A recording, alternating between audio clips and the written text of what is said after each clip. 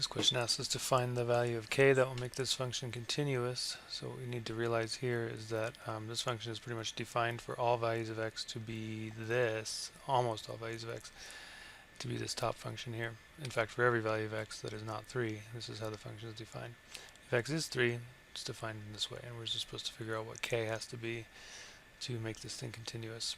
So what we have to realize here is for continuity, this is really testing the third condition for continuity. That third condition says that the limit as x approaches c for some function, I guess we'll call it g of x here since we're looking at a g function for this problem, that has to be the same as the output value for the function at the particular value of x that we're looking at. Here our problem value is x equals 3, so for this one what we want to have happen in order for continuity at x equals 3 is we want the limit as x approaches 3 for this function g of x to be the same thing as g of 3. Okay, so in order to do that we need to figure out what that limit is. So let's find the limit as x approaches 3 first. Okay, now remember, to find the limit as x approaches a number, it doesn't matter how the function is actually defined at the number that we're interested in this case 3. It only matters how it's defined near 3. Well, it's defined to be this for all values of x that aren't 3. That would include any number that's very close to 3. So to find this limit for g of x, what we need to do is actually find the limit of this, just this top part of the piecewise function. In other words, this function. Now I'm going to go ahead and factor a 2 out of this to make it easier to factor. 2x squared minus x minus 6. So that's the same as this here, just with the 2 factored out. And then we'll factor it a little bit further and find what's going to happen.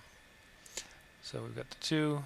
This is going to factor to be x minus 3 and x plus 2.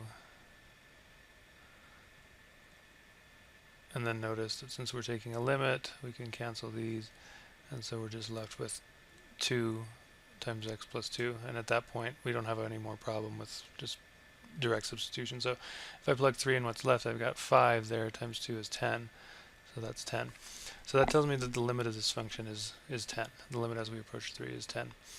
Now what we also want to for continuity, what we want to make sure happens is that that limit that we just found is exactly the same as the output value of the function when x is actually equal to 3. When x is actually equal to 3, the output is this. So what we want for continuity is that we want kx minus 11, whatever that is, we have to have it to be equal to the same thing as we got for that limit, which was 10. So that's the equation we need to solve to find k. So that's a pretty easy equation to solve.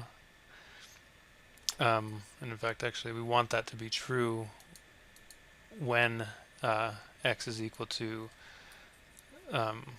3.